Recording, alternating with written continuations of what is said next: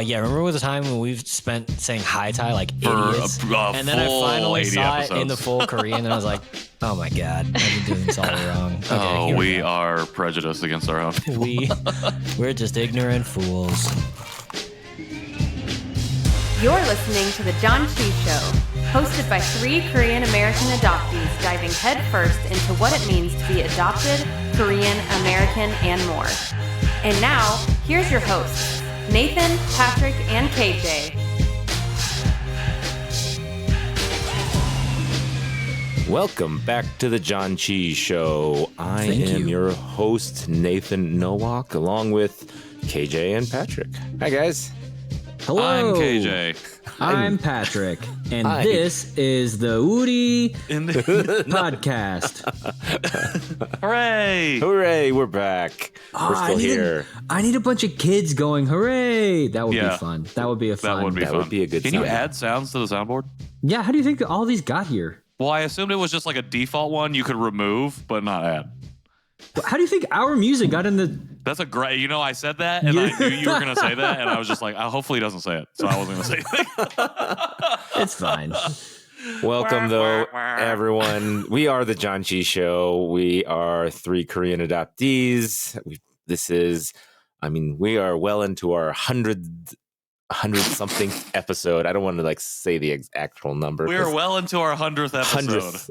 Past 100th. Yeah. This is episode 100. Episode It's just 100 over and over again. 100.4. We're back, baby. Yeah. No, this has been great. What, for anyone listening for the first time, what is Janchi and why do we call ourselves the Janchi Show? KJ. Oh, I thought you were asking the people who were listening. Speak now. We'll take a 5-second pause. Yeah, Dora the Explorer style. That's correct. That is, yeah. That's right. Mochila is backpack. Monkeys don't wear boots. Janchi means to feast. And we believe that you can't properly feast without celebrating, or you can't celebrate properly without a feast. So that's what we're here to do. We're here to celebrate who we are, what makes us ourselves, what binds us together, what separates us and makes us unique. All the while, just having a good old time. And then at the end of the show, I was going to say all the while eating, but we don't eat the whole time. We only eat at the end. We have a Korean snack or sometimes a Korean drink. Sometimes I'm eating right as we enter into the interview. Yeah, but I usually try and finish up before dinner. We start. Yeah, yes. Off mic. And then sometimes it's on mic. And then sometimes we haven't eaten yet. And while the interview is happening, all I can think of is food. Because we sometimes record this right during our dinner times. And since we're spread out, we're in 3 different time zones. So we have a wide spread of dinner time, I guess, that we are taking up. So that's true. Well, in this episode, we actually take up a 4th time zone that is vastly different from our standard continental time zones. Very true. Our guest calls in from South Korea. Do we talk about where? I guess she's just in Seoul, right? I don't know. Yeah. We did not get into it, I don't believe. We get into the specifics. That's fine. What did we get into? What did we get into? No spoiler alerts, but our guest today is Nikki Webster. You may know her from her Instagram handle, Nikki Often, or as we'll find out later, Nikki of 10. We talk about her life growing up in the Maryland. DMV. Baltimore is in Maryland, right? Yes. Okay, cool. I just remember thinking, "Good morning, Baltimore," but then I was like, "Wait a minute, is that actually near the DMV?" Because I was going to say, whatever. Growing up in the Baltimore area, it's fine. And then going to Korea, moving back to the U.S., going back to Korea, really what that journey has been like, not just from a physical standpoint, but from her identity and those things. And how, as a Korean adoptee, she has had a different relationship with maybe the greater Korean adoptee community in America than you would typically hear on the show, which is really wonderful for us just to hear yet another diverse point of view, diverse experience in what binds us together. So, I thought it was a really fantastic episode. It was 10 a.m. for her. So, and 9 at night for some of us. So yeah, it was a good time. So It was a good time. We were honored to meet her actually at our first Janchi Live in LA too. So one of those we talked rare about that a guests. little bit. Yeah, we do talk a little bit about that. So we have all actually met in person. her in person before we actually had her on the show. Yeah. So shout out that's to usually Katie Gagel, I believe, was the connect there. I think she says that too. Oh, maybe, yeah. I think she mentions that. Right on. So cool. Thanks for shout out Katie for bringing us together. And here is that interview right now. Roll it. Welcome back to the Janchi Show interview time. We are here with international interview as well. So we are here with Nikki Webster, all the way from Korea. Thank you so much for joining us in the early morning and evenings for us. Thank you for having me. Yeah. Like all of our episodes, we typically start with as much or as little as you'd like to tell us about your story. Okay, yeah. I was born in 1987 in Korea, like a lot of us, and I got adopted to Maryland on the East Coast. I lived there for 25 years, and then I was reunited with my Korean family. Sorry, I'm a little nervous suddenly. All good. Yeah, so I grew up pretty normal actually. So I don't share the same struggles that people had, like, oh, I was the only Asian kid in school, cuz being next to the DC, Virginia area, there was like a lot of Korean Americans there. And so people pretty much just thought I was one of them. I went to really like good Baltimore County public schools, so there was like a lot of diversity and not the same kind of like small town feel as most people have, I guess. Um, and it was like a struggle. My childhood was a struggle. I think people who follow me kind of already know all about that. And anyone who doesn't follow me, you can probably just look it up because I don't want to like get too heavy into it. But yeah, it was a pretty tough struggle. My parents like divorced when they got me, kind of they separated and then they divorced. There was a custody battle. I grew up with a sister who has a developmental disability. She's 7 years older than me, and I think when I was young, I became a caretaker like at a quite young age. Um, and then my adoptive mother, she tried her best, but I think there was just a lot of things in her own life that she needed to deal with. Um, and I couldn't help her with that. And I think a lot of the times adoptive parents think that we're going to help them with that. But um yeah, I couldn't. And I sorry. I yeah, I think I didn't attach to her when I was young. And I mentioned this in one of my drawings. I had a nanny when I was young. So we were like, I think I was actually adopted into a quite affluent family at first. And I think I attached to that nanny and like in the early childhood years. And then she disappeared as soon as I could go to school. So I didn't really attach to my mom after that. And I think that's probably the biggest reason like of why that happened. It's not my mom was like a bad person. It was just literally attachment theory. And yeah, I just like struggled growing up, kind of like the same struggles as most normal kids, just like not fitting in and school work and extracurriculars and stuff. Um, and my mom, the I think I'm really thankful to her actually because she cultured me a lot when I was young. Like we would go to the symphony, and I did ice skating, I did horseback riding. Like these are all kind of like rich people things in my mind. So I'm really thankful for those things. But yeah, I was just personally internally going through a lot, and I went through high school, and as soon as I could like drive a car, I would just always be at someone else's house, like my friends, or just going to the library or just driving around, not to be at home. And then I went to college, and I like really separated from my family then, because you can live on campus and you can take classes in the summer and the winter also, and you can just never go home if you don't want to. And in my like last year of school, I decided to study abroad to China instead of Korea because I think it was that thing that people do where they're like, "Oh, I have Korean roots, but I'm too scared to actually go there yet."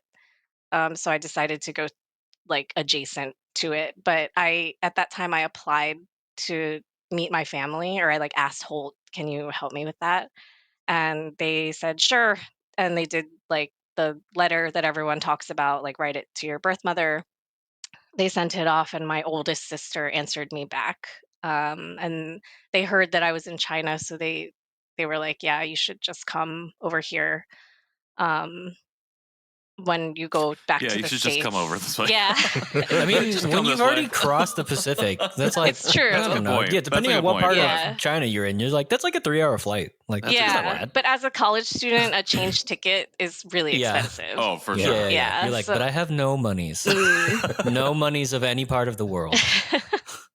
so yeah, but I did it, and then we went in the room, and they just united me, I guess, and they were like, "Okay, you're good." And I went to have one meal with them, and at that like kind of moment, I was like, I have to go back to America and finish my degree, and then I have to come here and teach English. This is my only chance to have a family. And Mm. there was like a lot of desperation behind my first move to Korea, and this move is very different. So I'm really thankful for that too. I'm really thankful for my whole life actually, but yeah, it was just like I was just like I got to get out of here, and um, I left and I came here, and then from 2012 to 17, I was here continuously, and I never once during that time went back to the States, which I think is kind of different also from other adoptees because at least they go home for like Christmas every year. Um, but I think there are some who don't do that too, though. And then that was a really fun time because there were a lot of adoptees here who were my age, and we were all kind of lost and young. And Korea, like Seoul, is such a fun city to get lost in like that. So I'm glad I had that experience when I was at an age where it was like more okay to be a little bit messy. I'm trying not to live that way now, and I think I'm doing a good job. But yeah, and then I at the end there was like a lot of things that happened in there. At the end of that, I had this job with a Korean mobile gaming company, and I just wanted to go home so bad, like go home. Like I say that going to both places actually. Mm. And I told them like I just can't work here anymore. I'm sorry. Like I'm just gonna leave. And my team jangnim at that time, she was really nice to me, and she was like, "Well, there's like a Los Angeles office of our company, so if you want, I can help you just apply there." And so I did, and um, I was lucky because the manager over there, he actually knew me and like my work already. So he was like, "Yeah, I think you'll be fine for the job. Just come." Um, so I went back to Virginia first, and I went to just a friend's place, and then I didn't know what I was doing because I didn't know if I was really getting that job.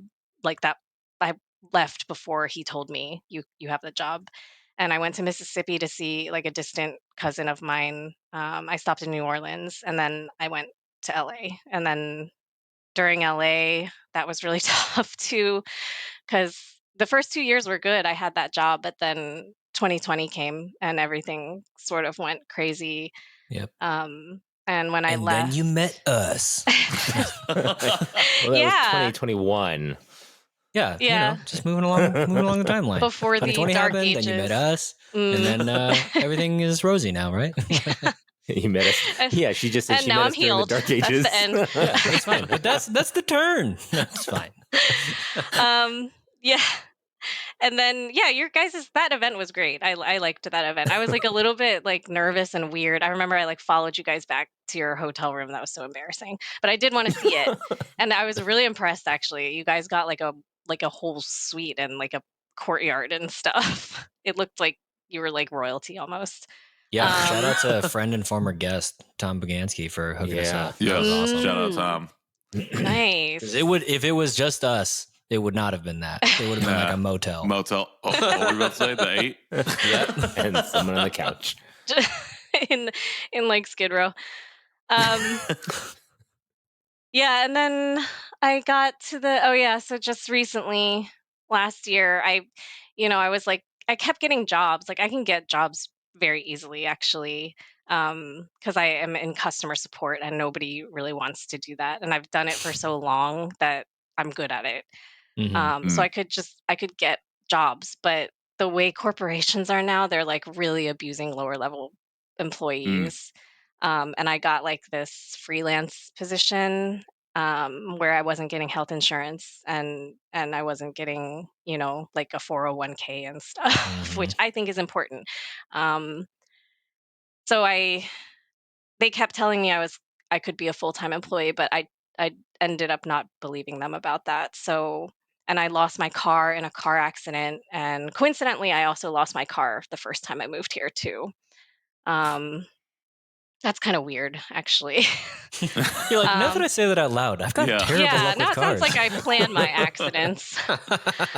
um so I moved to Oh yeah, so I decided like I asked my sister a month in advance, can I come home? And she was like, "Yeah, I'll do everything to help you if you want to come back here." And she is kind of like the one sister who I truly truly love. I love all the other ones too, but they don't talk to me as much as her and she Mm. hosted me in her house for like 2 months Mm. just recently waiting for me to like, transfer the money that I needed over and get my F4 visa in place so that I could live my own life here.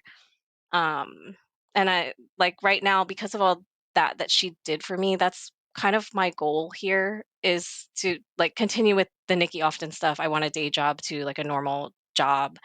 But on the side, what I want to do is to give that kind of service to other adoptees who maybe want to move here and they are overwhelmed with like I don't know how to get a housing contract or I don't know, you know, all the paperwork that I need to do. I know that Goal helps people with that too, but there were like some ins and outs that we weren't prepared for just based on Goal's Mhm. Mm. information. Um, so yeah, that's like it, I guess. I sort of sorry, I gave you like a chronological thing. I No, don't that's know. All great. good. No, thank you for sharing There's all no that. bad way to tell your story. There really Honestly, isn't. you There could have just really been is like, I don't not. know, I was born and now I'm here. And be like, great, let's talk about that. Yeah, I feel like I Yeah. glossed over a lot of emotions, but Well, what I've learned over, the how many guests do you think we've had? Like 70, maybe, out Sure, of the yeah. 100 and some episodes, is that, like KJ said, there is no one way to tell the story. And again, I think I make this anecdote all the time when a guest is like, did I do that right? It's like we've had some people come on and share their story in like 30 seconds. And then some people come on and like take 20 45 minutes. and like lay it all out there. And it's just like, and it's great in either way because it leads us down, different lines of questioning, different ways, different avenues to explore. I said lines of questioning, like I didn't like that, but We just want to be a platform for Yeah, people yeah, yeah. to To find share their how you voice wanna and to share share. their stories. Yeah, Yeah. and know that so, you are able to do that. yeah, absolutely. So, Exactly. thank you. Well, I personally resonated with a lot of your story. So again, I really appreciate you sharing that. And one of the things, so like kind of going back in that chronology, one of the things that I really connected with, I've never really thought about before until you said it, was how like in high school when you were able to drive, like you would just get in the car and go. Like you would get in the car, go to a friend's house, or you would just be on the road. And whether that was specifically tied to some certain specific emotion or whatever the case may be, um, I was very much like that. Like I didn't really feel like I was trying to in my mind back then. I didn't feel like I was trying to escape something so much. But for whatever reason, I was just always out, and I never Mm, put a thought to it. Like I'm trying to get away from something potentially. I still have a great relationship with my family. I had one then, and I can chalk it up a little bit to maybe like rebellious teenager phase, but also it's like I never thought about it in the sense that like there's something unsettled about me that has to be there and is also searching for maybe not family specifically but community of mm. people. um when you were in that phase in searching, did you feel like Did you feel like you were able to build community with the people around you that you were growing up with then, whether it was like the necessary community that you needed, or was it at least like I could build friendships that have lasted, I guess, past that point? I don't know if that question makes any sense. I apologize. But like, I guess in the context of like trying to, like maybe thinking about trying to get away from something, like in finding yourselves at your friend's house or at another person's place. I don't know. Do you feel like that was that sense of community or something else?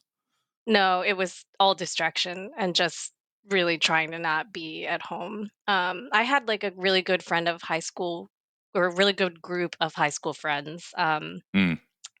And we were all pretty close, but I don't know, for some reason I just ended up destroying that whole group. And I kind of do that a lot sometimes. Like I've noticed that about myself, kind of like not being able to have good friends.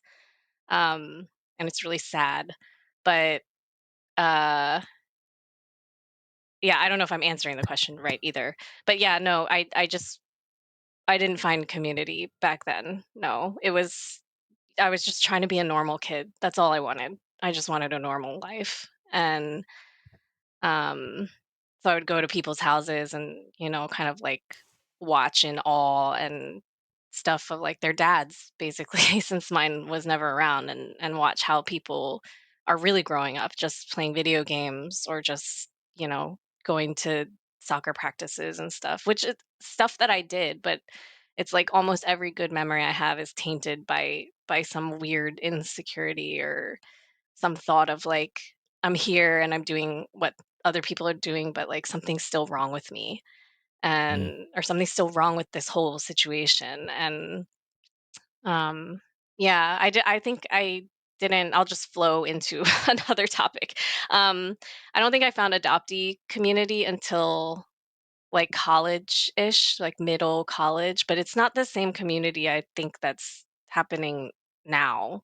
Um I feel like we weren't really focused on like race and identity, or that might just be me. I think I've always like kind of taken a step away from those communities. Like I just wanted friends, not to like talk about adoption. And but I thought if we share this in common, we can maybe it's can be a deeper level of friendship. But I don't think that's true anymore. Mm. So do you think the feeling that you had of like kind of that, whether it's like uncanny valley or the idea of just going through the motions and like pantomiming like younger, do you think that that was related to like your being adopted, or do you just think it was like the circumstances of your life? I just heard you say, it was like, I don't know, I just for some reason I felt like I could never be normal, like that there was like kind of a natural outsiderness. And I know that like for a lot of adoptees it can just be the fact of adoption that's like the chip on the shoulder. It can be the transracial nature of an adoption or something like that. But do you think it was any of those things for you? Sorry, I'm a little like confused because uncanny valley. I'm not sure what Oh, that it's like when means. something is like, it for all intents and purposes it should be right, but it's like something's off and you can't really describe it, but like something's Oh, definitely off. Yeah. oh, it's the thing where when they draw something, it's human, but you can tell it's not human. Yeah. Like the Yeah. Okay. CGI faces, like on Yeah, like Princess Leia at the end of Mm, Rogue One, is the mm. or one the that I come original back to. Avatar. And then there was another Oh, sure. word. Sorry, there was another word. Pandering. No, what did you say? Pantomiming. Pantomime. Yeah. Oh, what is that? Parroting? I mean, kind of. Oh, Yeah. It's just puppeting. like, but just the idea of like going through the motions. Yeah. Oh, okay. Um, sorry, I KJ uses really. big words. Sorry. Yeah, you're gonna have to dumb it down a little Glad you for asked, me. because when he said that valley word, I was like, I Yeah, I have saw no Nathan clue what he's going to the talking phone. about. That's going to the fine. browser. There's a blank face on my side too, so don't worry. Okay. Sorry. No, sorry. I was gonna say. Oh yeah. So I forget the question because we went into the Yeah, that's okay. definitions So of those words. I'll ask it again. So do you think that that sense of when you were younger, like going through the motions and wanting to be normal, do you think that the thing that was holding you back from feeling normal was adoption related or race related, or is it just kind of circumstances of your life related? No, it was my family. Yeah, it was the way I was being raised. Mm-hmm. My mom was like pretty reclusive. She ended up to be pretty reclusive, and I don't blame her. I think that's what she needed at that time to survive what she was going through. But I think it's pretty damaging for a kid, and it's also not her fault that back, when we in my, I guess, cohort of adoptees or whatever, I've seen the pamphlets that they were given when they adopted us, and Hmm. they all basically just said, just tell them they're just like everyone else. Just tell them Right. that they're loved and they're not different. And I I just I don't know. I knew something was wrong with that back then, but I didn't exactly know what it was. And I Right. just got angry, I guess, and I was just like, no, there's something wrong. There's something wrong with this. And I think I wasn't thinking about, like, there's something wrong with an Asian kid not being told about what's their culture is or whatever. I was just thinking there's something wrong with, like, the placement that I was put into. Like, how can they Hmm. give a child to this broken of a family? Hmm. Um, and yeah, I think I skirt around this issue a lot. No, yeah, that's okay. I just think it's important. Like I'm just curious, because for some people it is like, oh, it's definitely adoption. That's the thing to Oh, keep them yeah. from feeling normal. Or for some Mm, people it is like, no, it's because I am Asian, but I didn't think about that very much. And so like, mm, but I think that, like our stories are diverse. And that's the other thing that we want to do with the show is to show diversity of story and diversity of thought. And I think, yeah, mm, it's important to be like, I don't know, those weren't really factors. mm, I had other things, quote unquote, normal things, that like not quote whatever, not adoption, not race, whatever, just things that I was going through that was preventing me from doing that. And then at the same time, you mentioned, coming into finding the adoptee community in college, but like, was that like on your radar as a community to find? Was that like or was that the moment where you um kind of like were like, oh dang, I'm adopted, that maybe that means things? Or like, I think just kind of, what was like the journey of like how you think about being adopted before the friend mm, group, through the friend group, to now? mm. Well, the high school friend group, I never talked anything about that. And then I did the same thing that kind of everybody goes through, all of us, which is go to college and then suddenly you meet a bunch of Asian people all at one time. And like you really interact with them. It's not just like you're sitting next to them in class. It's like you have free will to talk to them. And I tried I think I tried to join like a sorority and uh like a those APAC clubs or whatever. Um but I just could tell, I think I could tell that I wasn't like them, and I think that's where that first struggle of like race came in, not when I was Mm. little cuz everyone was fine with me, but um yeah, I was just like, I'm not like these people at all. And I tried to go to like a Korean church because I thought that was going to be a way to meet people and be in Korean spaces. And is big mistake. Like I really, really did not enjoy Like, I that. found a Korean space I don't want to be in. Yeah, for sure. I I get have that. like a I feel like they can be few. really intense. Yeah, they can be. They can also be very like vile and vicious, and I think that was one of them. But they can also be good and intense, because I've also been to a Korean, like, Baptist church, and that's kind Mm. of, like, the most intense sect that I've ever Mm. encountered, but my they're all good people, they weren't, like, bad.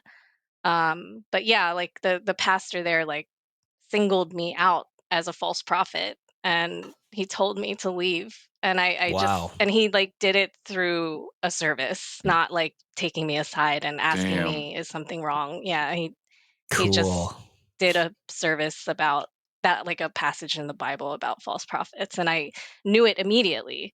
And that's one of the things I like about myself, is that I can tell when people are doing that kind of stuff to me. But I wish he had just been straightforward about it. Like, Mm. why? Right. Um, but yeah, so I did that kind of stuff, and then I think I think I met a lady who had a Chinese adopted daughter somehow randomly, and then she because of her research and her being like wanting her daughter to have adoptee people around, she connected me with those groups rather than me doing it on my own. Yeah. And then because Facebook came out at that time, it was a lot easier to like go into those groups and start Mm. seeing other people's like stories and stuff. I think the reason why I don't really like, okay, I'm going to be honest, I don't listen to your guys' podcasts a lot. Like, I don't either. That's fine. How dare you? I really don't listen to any anymore because I feel like I did all that journey already, Yeah, honestly. Sure, 100%. And I'm still just really focused on my story. Like, I'm still going through so much, and I just don't want to get like too confused, I guess. But yeah, at that time, instead of podcasts, everybody was writing what they wanted to write on Facebook. So I joined those kind of groups and um, learned how toxic it could be. And so I like stepped away. I also was like married and divorced once from an adoptee. So there's nothing toxic about him or wrong with him, I don't think. But it just wasn't a good situation for me. Mhm. So yeah, so I took a step away from all of that too. And then, but it's for me, it's like I don't know what topic we're talking about, but for me, it's like a wave. Like sometimes I'll go deep and I'll start to like really connect with other adoptees and strangers and stuff and want to like volunteer and whatever. But sometimes I'm just like, everybody, please leave me alone. Like, I don't want to talk to anybody about this and I just want to Yeah. live my life. Yeah, for sure. Well, that's what. So on the topic of like, what topic are we on? Specifically, like community. That was what I wanted to follow up with. Was like, it seems like you have kind of like met community from specifically from the adoptee space in different ways at different times. So like, you met some in college or got connected to community that way, and then you went abroad, and then you ended up moving to Korea, then met Korean adoptees there and engaged or participated in community in whatever ways there, and then came back, and now it's like where the wave that we are a part of for like 2020 on, of really like these voices coming out. It seems like maybe a little bit of re-engagement there. What, like, I feel like not a ton of people, there are a few, but not a ton of people like see different versions of the community like that in those ways. And I was wondering if you've noticed, like, or if you could share what you think like the biggest change has been from like folks operating out of the community over that course in time. The biggest changes. Well, I think I mentioned earlier, like the more of the talks about like racism specifically and the coming out of the fog thing. Like I came out of the fog organically when that was not actually like used as a phrase for us. Sure. And then now I hear it a lot and I'm like, what are these people talking about? And what is this? yeah, really, like when I first heard it, I was like, this is not right. But but it is right for people. Like it's right for a lot of people to use that phrase for things. But for me personally, I was just like, this doesn't make any sense. But I think it's good, and I think now adoptees are being exposed to it younger. I think there's not a lot of us left actually who are young though. I think there's maybe one generation below us, and that's it. Then it's all China after that. Um, I feel that way. I don't know. I might be wrong because I don't. It's like a smattering. I actually just saw they just put out a report like the adoption international statistics, and like Korea's is in like the 200s. It's like super low. But it does seem like they're just peppered in like 50 from like Ghana or something, or like 50. Like it's just really weird. Like there's still like probably 100, I would say, maybe not 100, like 60 to 70 sending countries on there, and you see the statistics. So I definitely get what you're saying. Like there's like we are closing the bridge almost of like from that, like the first wave, really not the first wave of international adoptees, I guess I'll say, to like this point in time where like you are only going to have to worry about educating so X amount per year. Yeah. And then for me, for like from that train of thought, it's like well, then who are we supposed to be educating? And it's like, this is a whole nother conversation. It's like all these other people who are not adopted who need to know and understand this experience. But yeah, I just wanted to, just because I was like, it's just like, there is, but you're right. And I don't feel like we talk about that a lot, that international adoption is not as prevalent. And where people are like, we need to shut this down. It's like, yeah, it's kind of shutting down its own. Not that it's good in, you know, certain in the ways it's been operating anyways, and not that it is still, but you know, things are happening still, and it allows us to shift our focus a little bit, I think, from my perspective. Yeah. Yeah. I think that's a change to like the way that adoptive parents are told to talk to us. Yeah. Or Mm, like whatever the way we tell them to talk to us actually, because like we all sure. grew up and now we're adults, so we can tell our parents like, hey, you're wrong.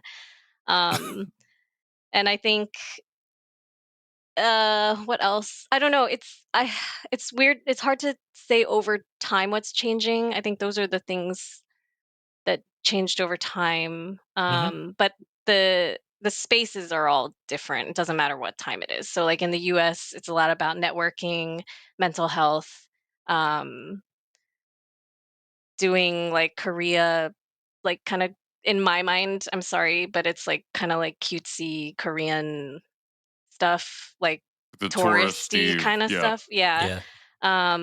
And then in Korea, it's I don't know, it's a little bit darker here. Like kind of most of the people who I think are here are people who there's a reason why they're here because something was going wrong in the States for them. And I am in that category. So I'm not like on a pedestal or anything. Mhm. But because of that, the space is a lot different and we don't try to like network. We're all trying to survive in Korea and there's not a lot Yeah. Sure. that people can do to help each other because we're all coming without a lot of money and stuff. Yeah. Well, Um and I think that's fair. Like that's good to speak to as well, because I think it's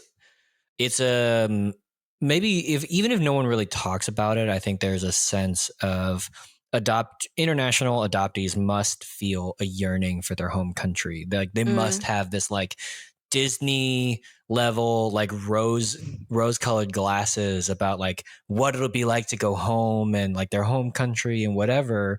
And I know that like for a number of adoptees are like, yeah, Korea has nothing for me. For a number of adoptees, it's like, I don't know, Korea just like, I mean, for me, I'm like, I feel like Korea just gets me. But then also, yeah, they're like, I don't know, I feel like I don't belong anywhere, but I'm technically from this country, so I'm gonna go there and then just figure it out. You know, like that.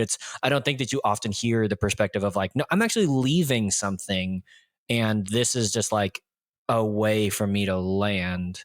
You know, because the other option would be like maybe England because they also speak English, or you know, whatever. But like Canada doesn't feel that far away or far away enough. You know, but there is the side of leaving, not just like going towards or returning to, but actually just leaving yeah, I as an mean, option. I was So running from everything the first time I yeah. came here. And yeah, I mean, that's something I also don't connect with adoptees coming here. Like when I didn't do that thing where I stepped off the plane and I feel some like emotion wave coming. Even when I met my family, they were like, for the first time ever, they were like, "Oh, you don't really show a lot of emotions." And I was like, "That's crazy," because I have tons of emotions. Like, but yeah, they were I mean, I've learned over time, over the last, like, 10 years of being reunited with them, they're like that too. My sisters are like that too, so and my dad was like that too, so now I know It's where I like, oh, get it we all from. don't show emotions. Yeah.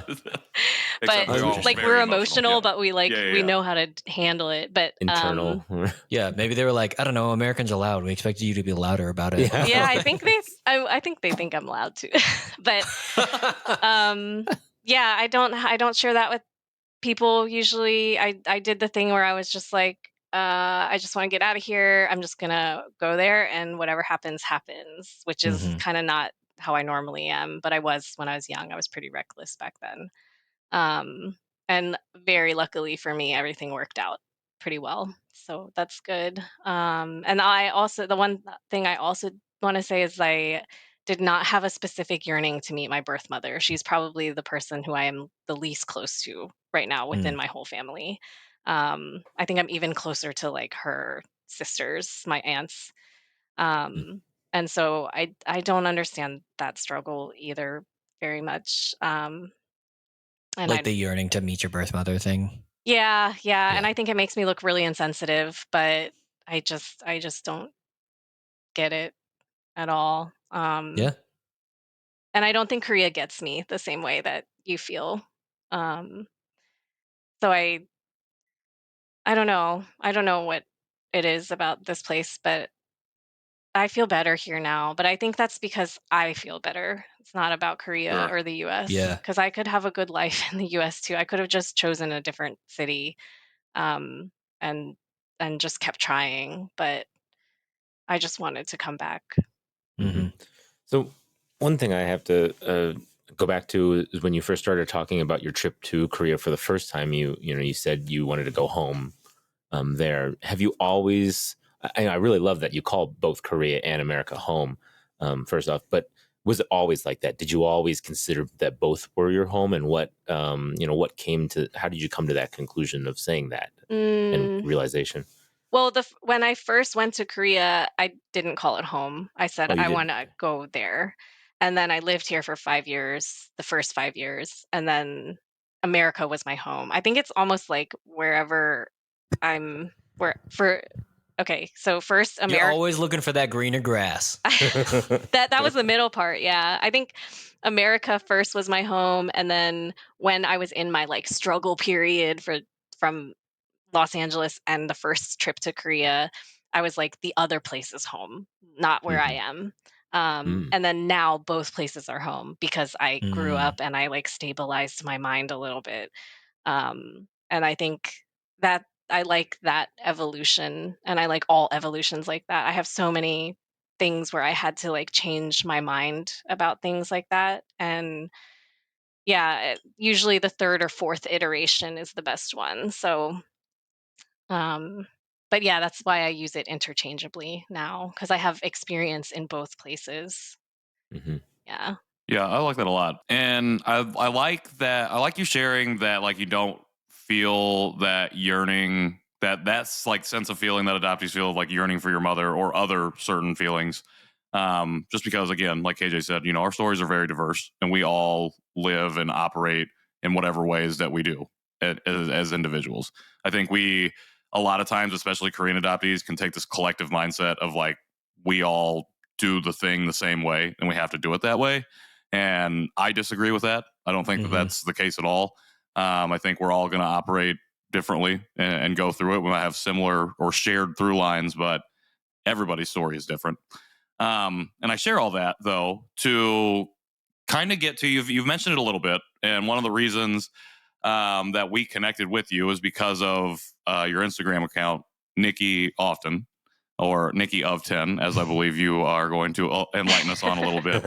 But I bring that up now, and then tying it to like that feeling of emotion that you don't necessarily feel or understand, because one of the things I have on my desk here is this drawing that you did.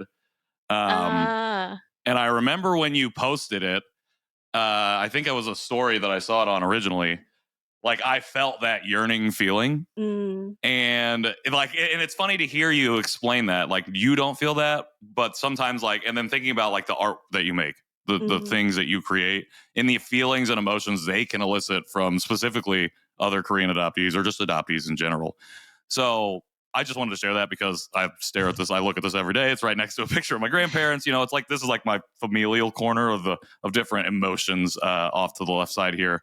So I wanted to go into that and ask you a little bit if you could share kind of how you started this account, how you got into this particular style of graphic design and creation, with the artwork that you do on the account.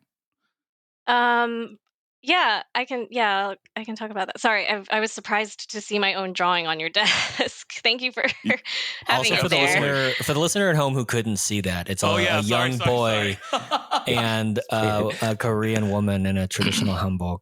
So, who I assume, I guess, for our intents and purposes, it's an adoptee and a birth mom.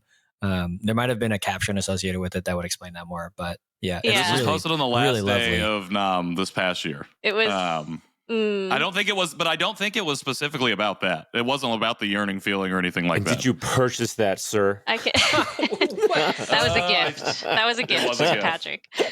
I offered to purchase Nathan is multiple like, of her did you drawings. blow up Instagram and then I'm just get it like, did he printed just like at take a his- screenshot Yeah. of Instagram and then print it on his home printer? No, it's I'm like just having right some here. some. I would can- never do that I know you would. Only because he's incredibly lazy. because I have a terrible black and white printer. Yeah, no, sorry. That was thank you for having that drawing of mine. And I can reshare it like whenever we all share this podcast to everyone. But yeah, sorry. So the drawings started when I was in Korea the first time. And I was in what's it? I was at Korea University. I was in the graduate school there. I had gotten a scholarship to study, like, and it's the national scholarship here. It's like quite prestigious, but there's seats for adoptees. So anyone who's interested, please definitely look it up. It's NIIEDKGSP.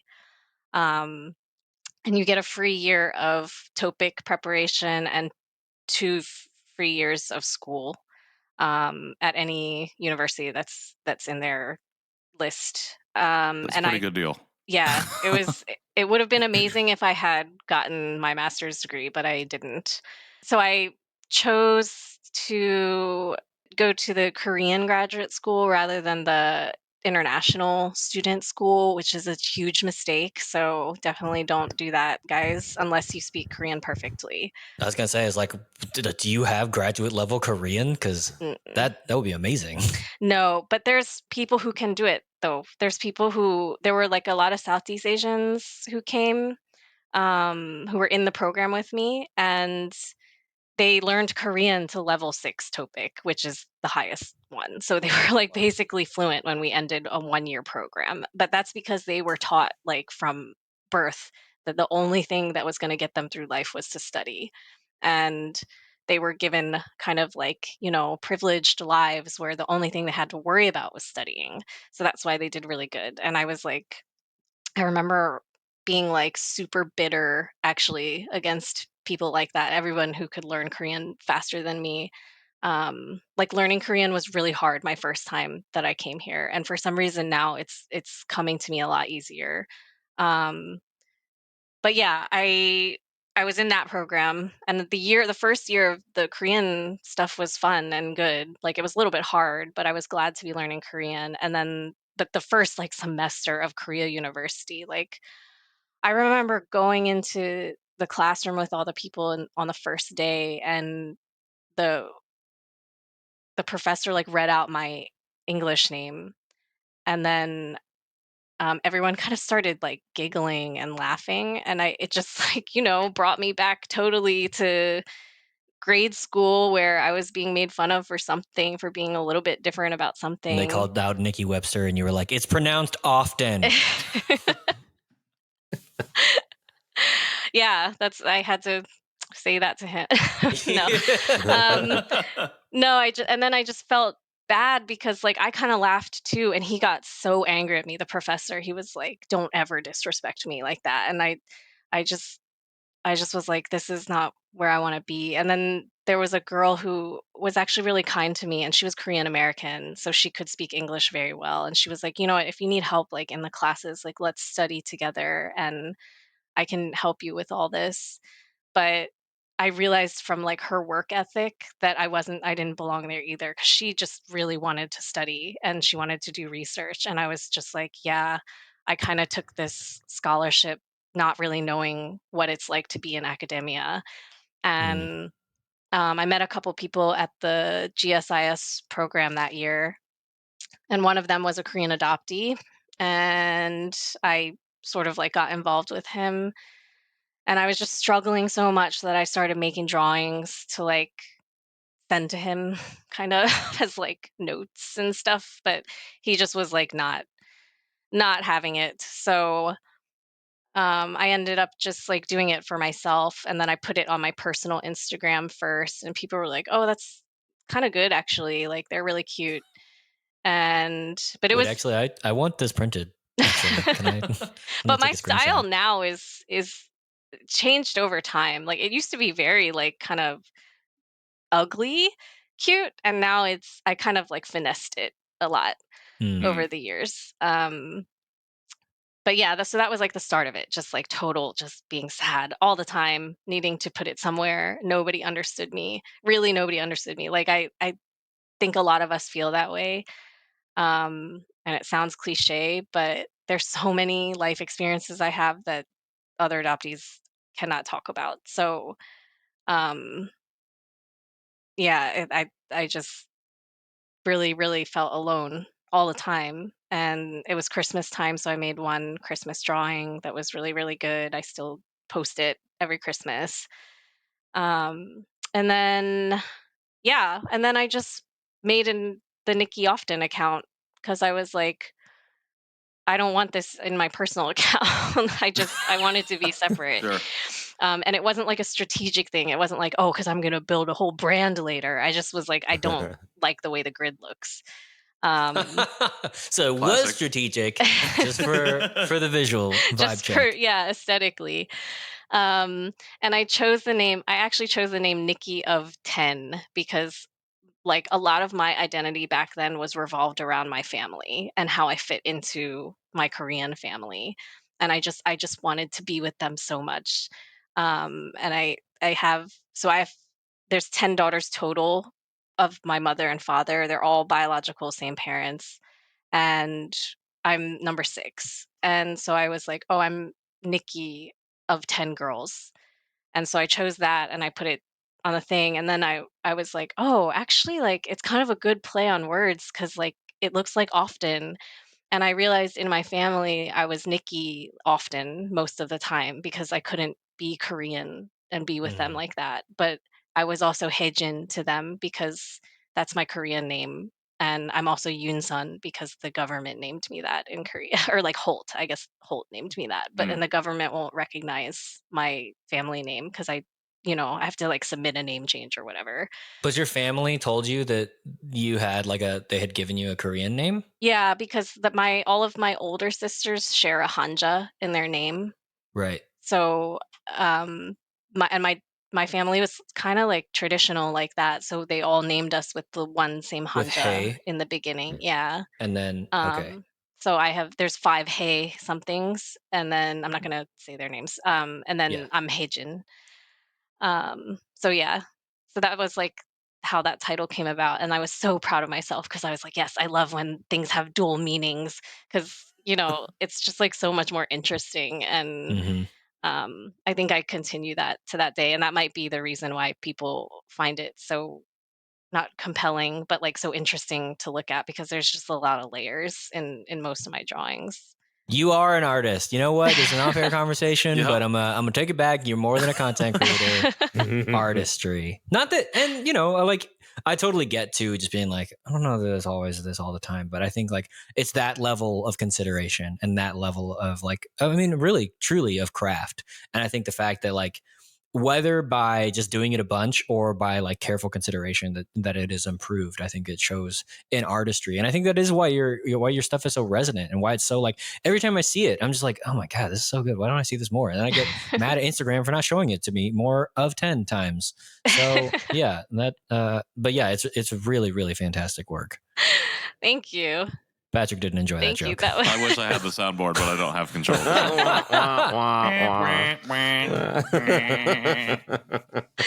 No, it is really fantastic. Yeah, I mean, do you feel like since you've like really been public and putting the artwork out, doing it very consistently, particularly from like the adoptee community, have you felt like you've seen a response from them, like, or from our community specifically, in terms of resonating with the different types of messages that you put out? Because, like you said, one, they're just incredible artworks, but two, like the caption, the story, what you put of yourself into that and share with the art, I think pulls in even more people. I think beyond just the visual aesthetic of what we're looking at. And do you feel like you've had some kind of response from the adoptee community outside of myself?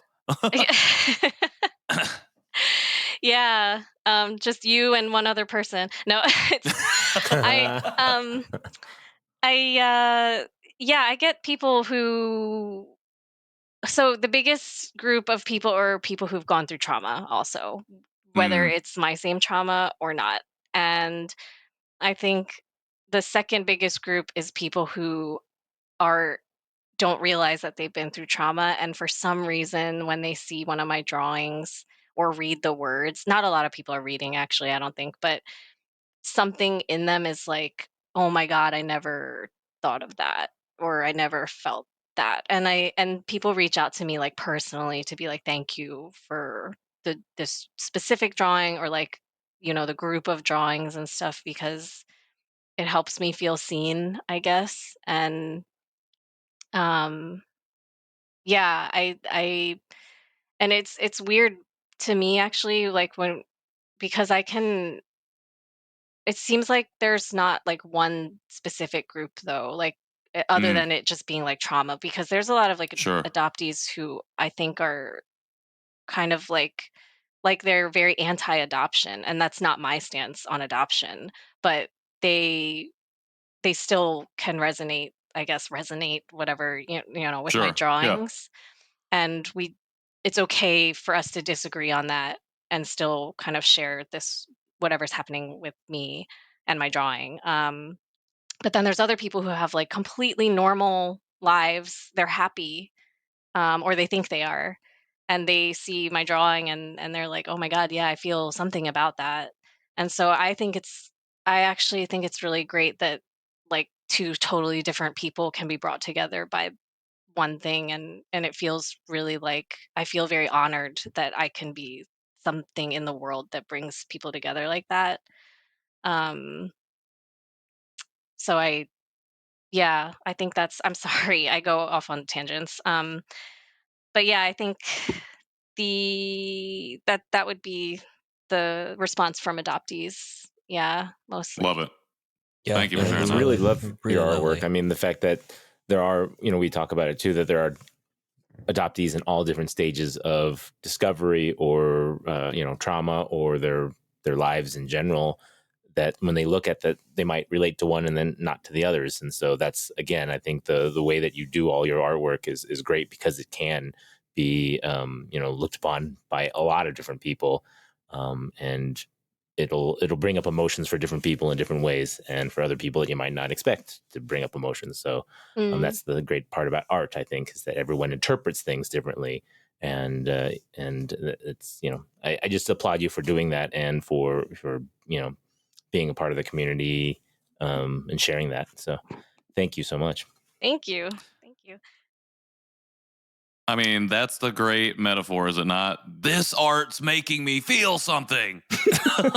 It's making me cry. I don't know why. Yeah, I think I was shaped by Disney and Pixar moments. Like, when you watch a Pixar movie and there's this one Mhm. moment where it's just, like the beginning of Up, or Mm-hmm. Oh yeah. um there's this one The in The bow is Good. short. Yeah, Mhm. yeah. Like at the climax of the story, like those Oh I yeah, just yeah, felt yeah. those so much. I don't know, I love it. So I think I put that energy into my work too. Um Yeah. Well, and I think it helps. Like, that's the thing. Like, I don't know. I know that you said like coming out of the fog doesn't really resonate with you. The language that I've started to use is like apocalypse or like revelation, but like in a yeah, world shattering kind of way. yeah. And I think like in a simple way, because your drawings are pretty, at least the ones that I've seen, are pretty bare bones and pretty like minimalist, but like they do go to capture that moment.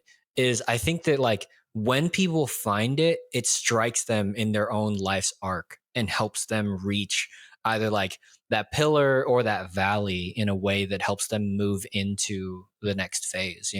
And sometimes maybe unlooked for, but I think always necessary to help people improve, to help people become better, to help people discover more about who they are. So Yeah. thanks for putting it out in the world and for doing that work. It's really, really fantastic. Yeah, no, I'm just really thankful that people are like kind of like it, and listen and read like the full blocks of texts and stuff in my things, it helps me feel not alone, actually. So I'm really thankful for other people. And I remember us interacting actually about the coming out of the fog and the apocalypse. It was really fun to try to think of like another phrase to use for that. But yeah, for me that was like a different story. I just came to Korea and lived here for 5 years, so it was different, I think. Yeah. Yeah, totally. All right. Well, thank you so much for being so vulnerable and so open with your story. And yeah, we really appreciate it. And you make our show better, and you make us better for telling it. So thanks. We're going to take a break. And when we come back, we're going to jump in with a food and or drink item. I never know is the thing. Nathan knows, but he doesn't know I'm doing the transition. So here we go. Here's that break.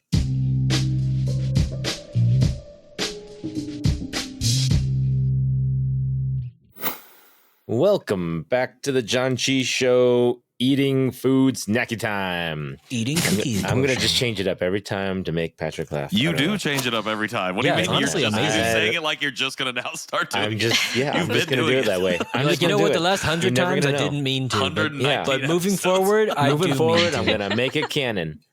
I'm gonna surprise you every time. No, we are back. We just had a great interview with Nikki, of 10 What? Webster.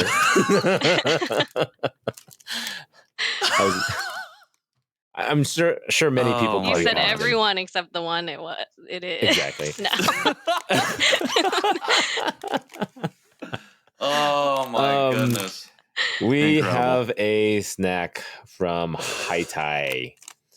We Hey, just, we Haitai. just- See, I cannot pronounce Haitai. you just pronounced Looks like- it correctly. No, it's because in English it's Haitai, Yeah. but in Hangul it's Heite. Haitai. So take it up with the Haitai. people who Have we been pronouncing this Romanized wrong the Korean. entire time, or do we Yes. actually? No, What it's is definitely Heite? been wrong. What is I don't Heite? know. This company. The little symbol there, yeah. I don't know if I'm in the camera or not. Haitai. I don't know. That sounds so mean. Haitai. I don't know why. I can't. I don't know can't think what of the country. I don't know what it means. too. It looks I know like it's not Nikki's on the Haiti. case, but we're getting into some cookies. We're getting the into some Janchi cookies boys Originally have from France. Oh, Yeah. It Heite. does say that. sable Heite. cookies or Sable. sable, as it's Sable. Which I looked written. up means sand. Interesting. And then French. Nikki, you have Sure, that's what you it have tastes like. a previous time on the show cookie. What cookie are you eating? Um, I thought I was buying what you guys have, but it's just a bench cookie. It's just a bench cookie. Just Just a bench cookie. No, Son it's of pretty a- Well, good. at least you don't have Those- sand. Yeah. No, I I think I remember know that those. cookie. Those are good. Those binche. Yeah, I'm the glad. thing that I binche. That sounds very like Binche. Manchester I of you. know. Binche. Killer. I'm glad you guys asked me that I went out to get this though, because one of my like favorite Korean artists got a collaboration, and her art is on this box. Oh, No nice. way. Yeah. Oh, that's That's cool. cool. Super What? cool. That's awesome. I like Yeah. those cookies too, so Yeah, I I don't know what remember these guys those are as talking being about. Do you want me to good. send you They'll probably be better than these. I but we'll mean, find out. We can do it Can you not get- domestically, so you don't Yeah, have we to. can do no, we can. domestic. Yeah, we can yeah, for yeah. sure Okay. get them Yeah, domestically. definitely don't ship those internationally. Patrick Although is I just appreciate it. a little lazy. He doesn't get to the Kmart's like Yeah. maybe he could. Well, I don't have a Kmart here. Yeah, let's tell me how your Saraga. sand cookies are. Well, now It's a very Anakin Skywalker meme. so I hate yes. sand. Nachi so. Oh yes. So KJ now is making me smell all of my packages before I eat it because our last one was tasted amazing, but then when you Smelled smelled terrible. it did not smell great. Oh, so the now smell- I I'm went on to smelling finish all the first. ones that This This that smell you, makes up for the smell Yes, it of does. the This other is a one. great smell. I mean, I could rate this just based on smell. But Our feel last like- stack smelled like wet foot, Ugh. but it tasted like wet foot. It tasted really good chocolate It was churro. Sort of great like chocolate socks. with a hint of cheese. this is a Oh, very cheese. thin, smushed cookie. It looks. I feel like we have a lot of snacks that have this same kind of like smell, flavor profile. Just Like sweet. the It's pretty buttery. good. It's like the Yeah. buttery. It's very buttery. Sure. Yep. It wasn't the easiest to open without Yeah. breaking, but it was good. Yeah. Oh man, I have nothing else to say about it, like because I just have the little Yeah. packet. Pretty much. So I mean, it said originated in We're France in good. 1975. Comes in a really big box, so you get a lot of little packages. Each package has 4 cookies in it.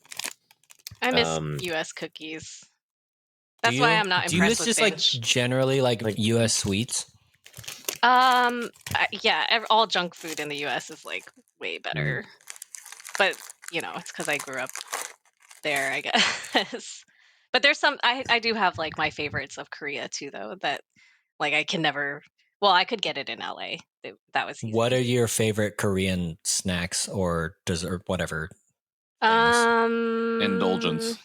Uh-huh. The food kind. make My us favorite jealous. is the hotdog. The one you said. Oh, yeah. The fresh Yeah. ones on Yep. the street.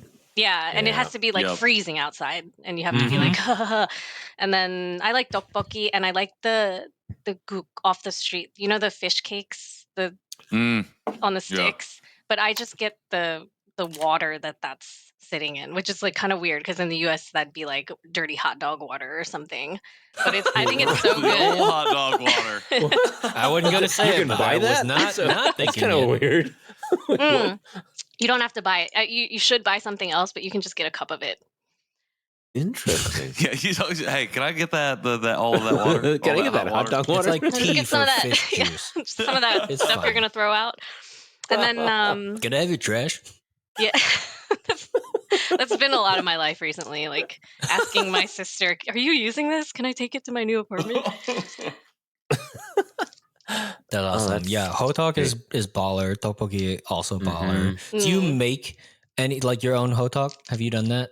No, that's I'm too lazy for that. Mm. Yeah, I I did that can't. for one solo and then never again. I'm just gonna What? like, here's a frozen one that I'm just gonna stick on a skillet. Yeah, they're pretty much just as good. And Yeah, The frozen Um, ones are good. I really like those. yeah, And yeah. it is easier than buying yeast and waiting for it to rise and all that. Oh, I other didn't even stuff. go that hard. I just got like I a make didn't your either. own, but it There's was like like a a pre-made pancake mix. Yeah. Yeah. Oh yeah, the box mixes. Yep. I've done that one. I know that they have in Korea some different flavor Oreos that I've always been jealous that I've wanted to try.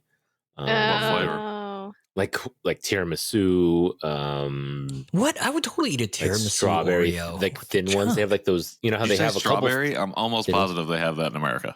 They have some thin ones here, Probably some like limited They have release lemons, ones. but Yeah. they're different. Yeah, there's a bunch of different Korean Oreos specifically. Yeah. So I've been, they're not as I don't- good. yeah, and I don't eat that many Oreos. Like It's I want because the one like or cookie two. to filling I don't want a whole ratio is package. off, right? Who It's the just says they only want cookie. 1 or 2 Oreos and not the Me. whole package? Me also. I'm a sample guy.